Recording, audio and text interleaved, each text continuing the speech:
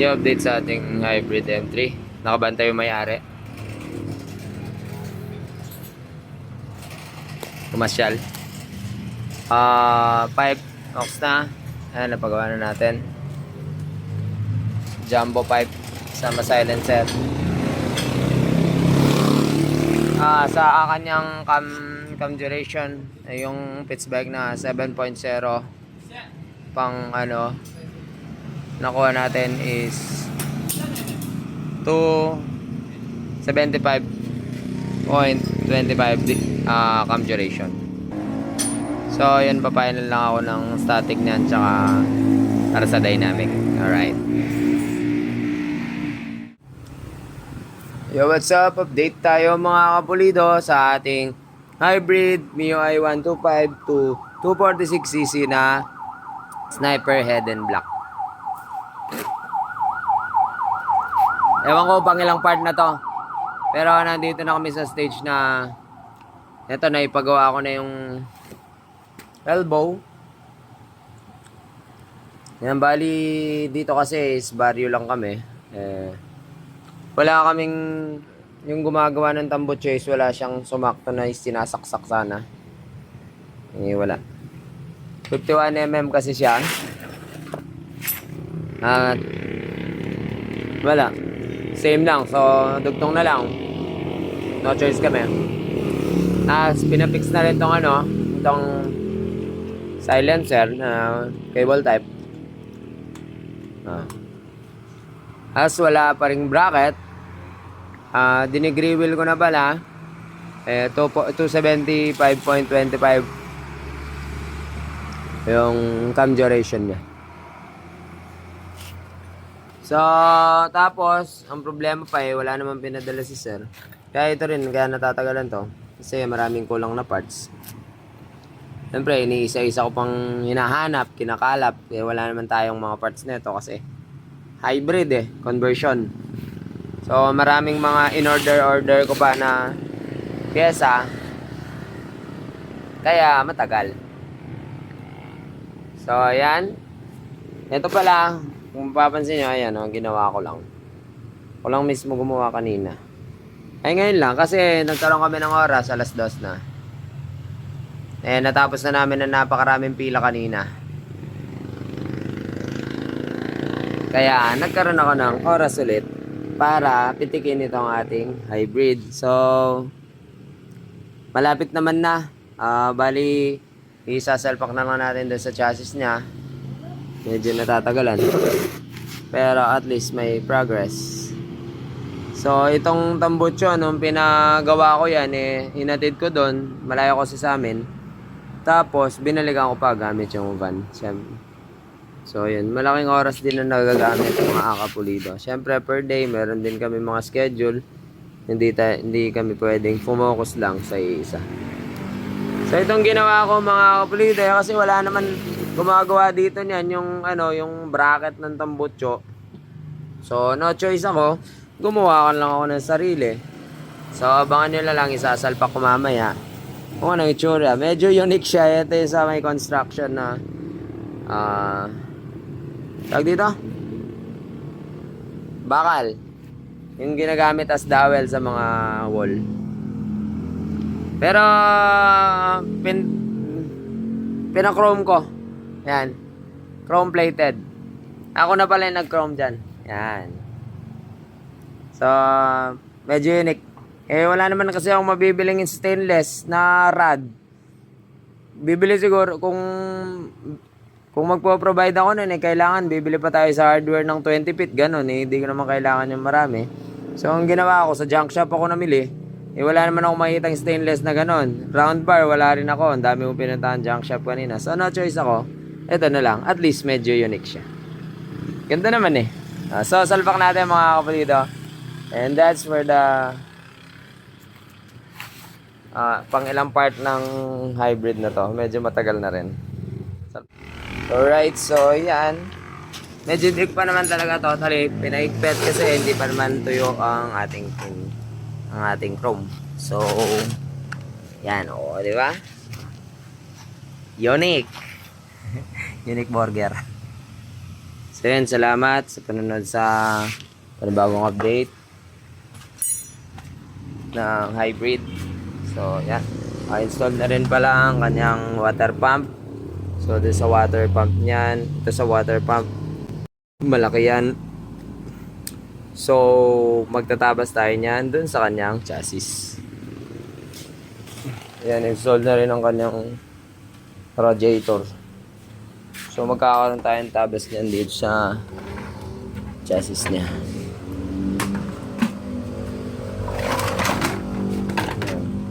Mamount muna namin yung makina bago kami magmamount ng mga hoses kasi hindi man madali. So magtatabas tayo nandito. Kasi tatama nandito yan. Right? Salamat sa panonood mga kapulito. Yo, update tayo mga kapulito sa ating M3 Hybrid. Bali, temporary kasado kasi titingnan namin yung tatabasan. So ang ginawa is tabas ng buo para malinis. Tapos kaya tabas ng buo ito para madaling makita yung tatabasan. At saka yung i-welding is nakatago dito. Kasi magwe-welding kami. So ayan. So ito yung part na natabas. Ayan. Para mas madali rin siyang gawin. Tapos ibabalik natin siya. Yung mga pinagputulan is ibabalik natin para matibay. Pero niliitan ko na. Instead na ganyan siya, papatungan ko pa rin siya sa loob. Yan. Yan, naka-weld, naka-full weld pa rin sila. Para matibay pa rin tong matitira kasi ganyan, medyo ano eh. So ito, papatungan ko rin yan. Full weld din natin. Para hindi masyadong nawala yung tigas ng chassis. So ayan. Goods na. Tago niyan yung welding dito. Tapos medyo iusog ko. Ganyan siya, ayan. Hindi naman makikita kasi naka ano. So para lumuwag talaga. Wala naman problema doon. So yan, weldingin na natin to. Tatapalan yung mga kailangan tapalan. Tapos tatanggalin ulit yung makina para ma-full weld hanggang loob. Dito maglalagay kami ng konting bevel gap para kapag hininang, manood sa loob yung welding. Matibay. Right, yun ang update para sa ating hyper. Yung update tayo mga kapulito. So, all goods na. Medyo busy kaya medyo kulang mga video.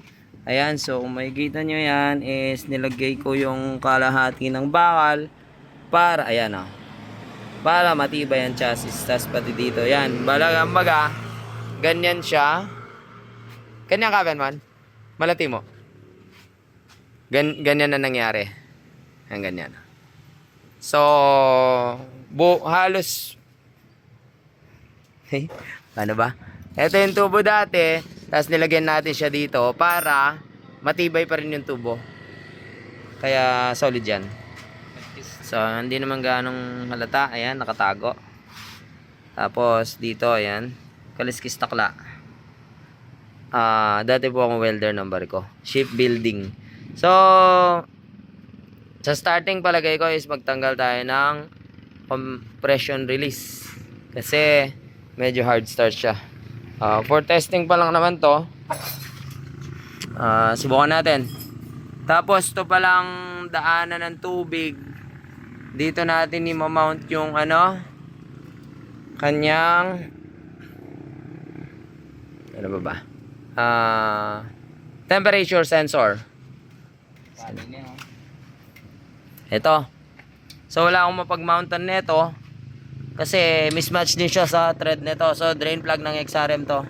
Match siya dun sa anong tawag nito? Thermo switch sensor ng Sniper. So ang gagawin ko nito is para may mount natin to, bubutasan ito, tapos i-re-thread para sa thread nito. So dito pa rin magiging mounting niya. Next is wala pa kaming ano, order pa lang ako Sakat ng TPS. So, TPS na stock ng M3. Hindi pa nakalagay. Ito kasi pang Aerox Sniper. 5 wire. 3 wire kasi ang stock. So, nag-order pa ako ng TPS sensor socket niya. Tapos, pinaikot na namin sa barena. Dumudura naman. Okay na, yan. So, masyadong malakas bumuga. So, kung i-start natin na nakaganon, sobrang lakas talagang bumuga ng oil. Fix na ang ating structural bakal. So, start natin. Pakinggan lang natin kasi wala pa namang coolant yan. Mechanical, water pump, aux na. So, pa-video na lang tayo sa kapatids niya. Solid supporter natin. Oh, sama ka sa vlog. Pa-video? Start lang natin. So, hindi kaya ng push start. Palagay ko, need ng mas mataas na RPM para mapa-start siya. So, ang napansin ko lang, yung kanyang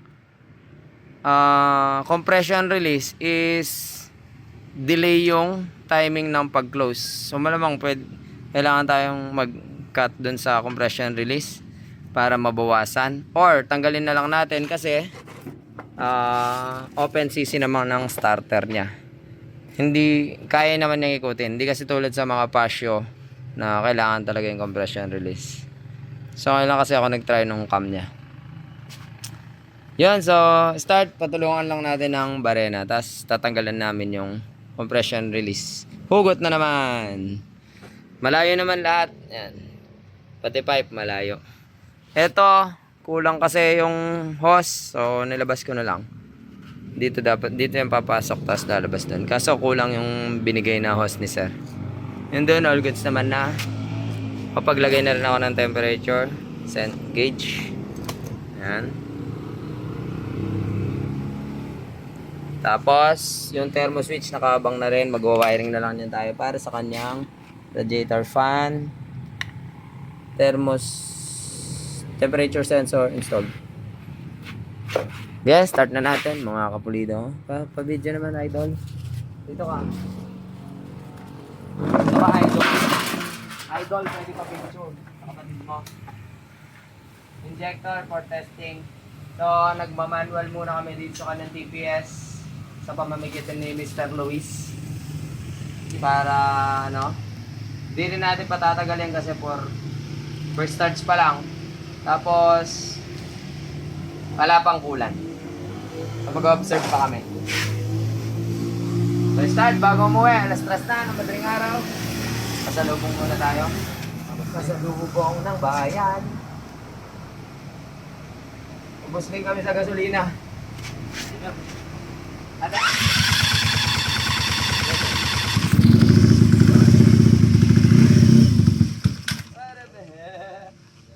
Sabay. 1, 2, 3, go. Lolobat siya. Lolobat ang aking starter. 1, 2, 3, go.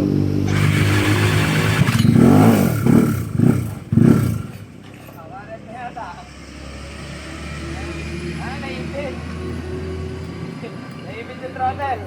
Ulit. So, ditak muna. Kasi naipit yung throttle.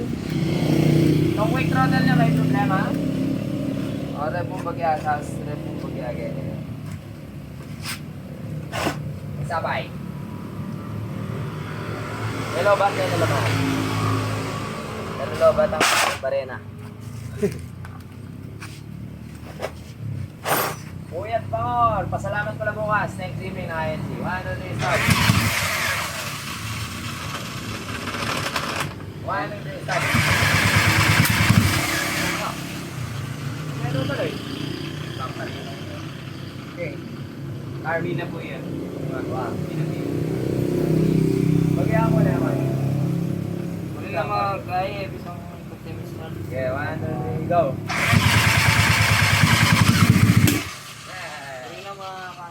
Medyo naka-red. Bawasan, Megan. Start. Sige, yan. Okay, 1, 2, 3, go! It's alive! Rep! Yung problema, hindi nagkakasabay si TPS tsaka yung pag-re-rep ni Momon kasi kailangan ni isa yung gagalaw eh. Mahirap din eh. So, sound checking sana. Kaso, kailangan ako'y magaganyan sabay kasi sasabay ko yung TPS tsaka yung rep eh. Hindi ka na naman ganyan. Tapos yun, start niya. Ha? Ikaw. Ayaw kayo mag-start pa rin ha? Ikaw yung ganyan dyan. Hindi. Ako'y magpupush tsaka magre-rep. Ikaw magbabarena. Alright. Palit. Lumurot naman din kasi na kailangan i-break eh. Kasi kailangan sabay yung TPS tsaka yung rep. 1, 2, 3, go! Oh, tanggal. Yeah. 1, 2, 3, go! Yun!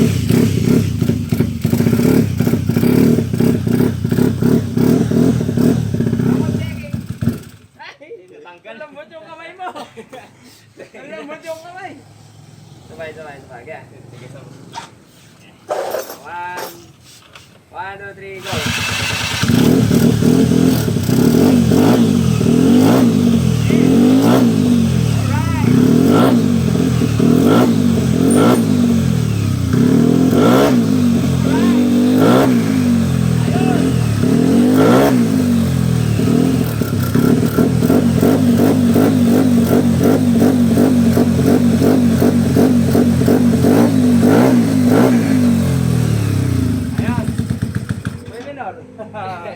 So yun, tatanggalin namin yung lagdan. Compression release para sunog yung barena. Para makuha namin yung starting niya. Kasi mag-i-start lang siya kapag naka-release na yung compression release eh. Kailangan ng mataas na RPM, nalubatan na kami ng battery. Kaya sinasabay na namin sa barena. Maraming salamat sa pagsubaybay. Tutukan nilang ang next step.